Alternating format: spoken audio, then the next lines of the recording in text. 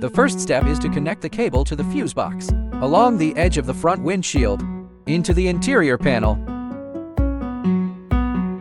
And the original car seal is in place. When the car is turned off, we connect the fuse box. First, use the tool to pry open the cover on the driver's side. Then take out the small box in front of the knee. Pass the cable through the small hole on the side and pull it out through the opening at this position. This black wire is an iron wire. The black wire is fixed to the iron position in the fuse box, or put it under the screw. This yellow wire is for regular electricity. Constant power means that after the car is turned off, always have electricity. The red line is the ACC line. The red cable is connected to the ACC power supply. It can connect to the car's power port. That's off before the key is turned on and on afterward. So here's a little demonstration. Use an electric pen to measure and find normal and ACC electricity. First, clip the electric pen on the iron. Measure with the car key turned off. Find the constant electrical interface. Just contact the two small white dots up and down the fuse with an electric pen. No light equals not constant power. Light equals constant power circuit. Pull out this fuse vigorously. Plug the yellow cable into this constant power interface. Don't worry about the car missing the fuse, because the plug on this wire itself is a fuse. Now turn on the car key or start the car on fire. Measure with an electric pen. Then compare the previous measurement when the key was closed. The car is currently turned off. Use a test pen to check there is no light. Next, start the car. You will notice that after starting the car, the test pen lights up when you measure again. Then this fuse can be considered as an ACC power fuse. Remove this fuse again. Plug the red cable plug into this port. Finally, fix the black wire to the iron frame. The black wire can be secured beneath the screw on the iron frame. After connecting the cables, tidy it up with tape or zip ties and hide it inside.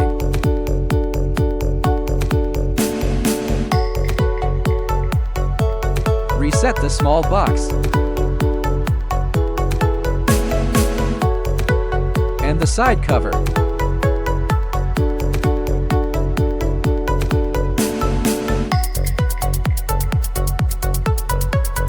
Step 2. Route the rear view camera wiring. You just need to pull the sealant and use a small tool to slightly pry open the interior panel, and then you can hide the cable.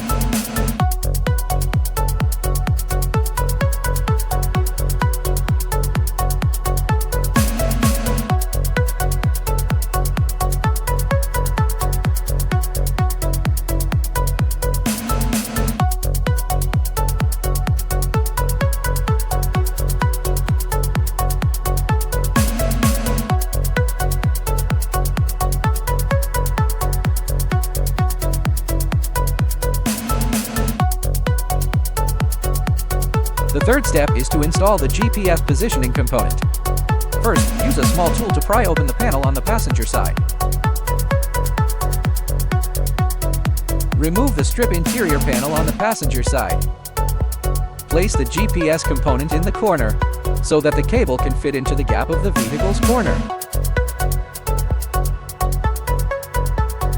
If the cable is too long, you can neatly roll it up and hide it in this corner.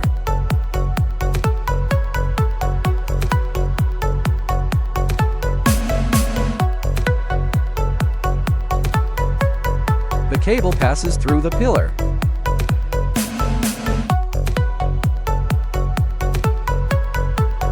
And pass above the front windshield.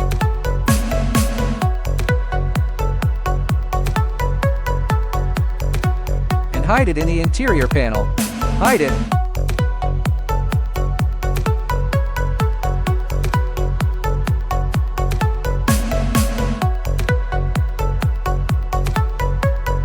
Reset the interior panel and side cover of the pillar.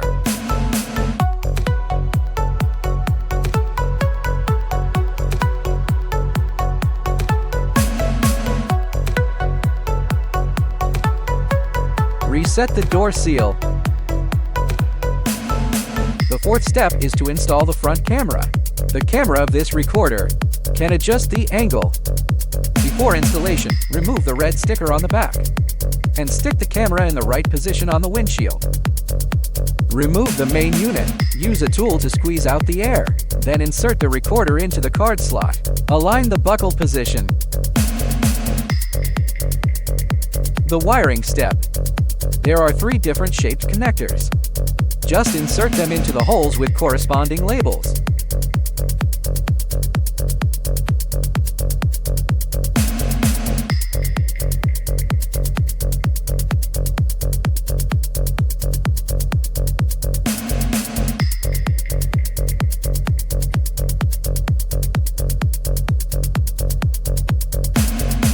The fifth step is to install the rear camera. Stick it in the right position on the rear windshield. Connecting cable. Adjust the camera lens to the appropriate angle.